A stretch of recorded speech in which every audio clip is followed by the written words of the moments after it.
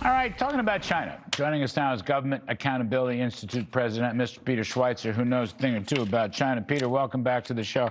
Peter, let me begin with fentanyl. Let me talk about fentanyl. Big story, Wall Street Journal, front page, I guess, the website. So we're going to have another fentanyl deal, okay? China is expected to commit to more controls to the precursor chemicals used to make fentanyl, blah, blah, blah.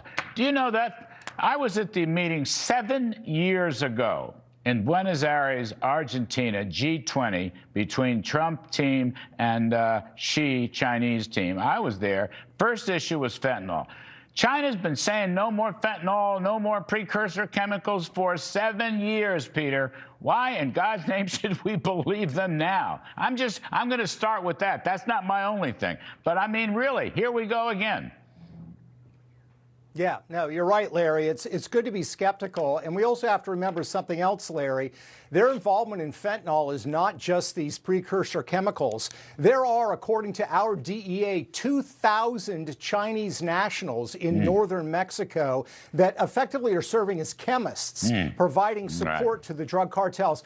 The pill presses that the cartels use to produce this poison and smuggle it across the border, those pill presses are made in China. And again, according to the DEA, those are sold by Chinese companies to the drug cartels at cost. And then there's the whole issue of the money laundering. The money laundering for the drug cartels used to be done in Latin American banks. It's now Chinese state-owned banks that do the money laundering. So this is really a toss-off. This really does nothing to the issue, and I hope that the president keeps pushing hard on it, because Joe Biden certainly didn't do that. And we need to deal with China on this issue very firmly. I mean, look, it's as I said earlier in the show, there's a lot of good vibes on Mr. Trump's trip, and he's being very well received by Japan and Malaysia, Vietnam, and so forth. You know, terrific stuff.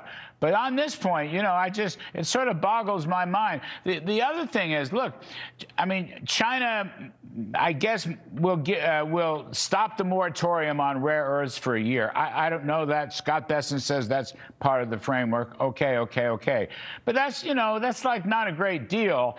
And on the other side of the coin, I'm reading China wants Mr. Trump to give up Taiwan independence. I don't think we should give up supporting Taiwan independence. I mean, that's just what she wants. Why should we help him out?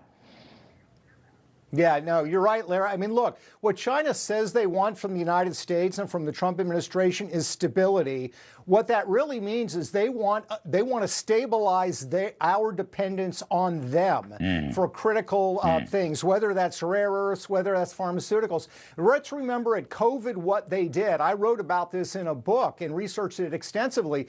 During COVID, they knew 2 months before they told the world that COVID was transferable from person to person. They waited 60 days to tell us. What did they do in those 60 days? They hoarded PPE supplies around the world so they could gain leverage on us. That is the regime we're dealing with. So we need to recognize anything that is agreed upon with China is subject to further negotiation. And anytime they feel the need to go back to pressuring us on rare earths, pressuring us on pharmaceuticals, they will do so. The agreements really don't create the kind of stability that I think a lot of investors think it does. Or whether China will cease buying Russian oil. I mean, China has been financing the Ukraine war for Russia because they've been buying all their oil. They're the biggest purchaser. Now, we have tough sanctions, to be sure. They could be knocked out of the whole dollar financial system if push came to shove.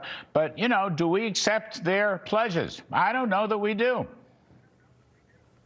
Yeah, no, I think you're right. And I think one of the things that Trump deserves a lot of credit for, and I said this when he was trying to negotiate a Russia-Ukraine deal, he recognizes the strategic value that China derives from having Russia cornered and isolated from the Western world. So his desire to strike a peace deal in Ukraine, to maybe bring Putin out from the shadows, is a way of striking a leverage point between the China-Russia relationship, which is a great idea.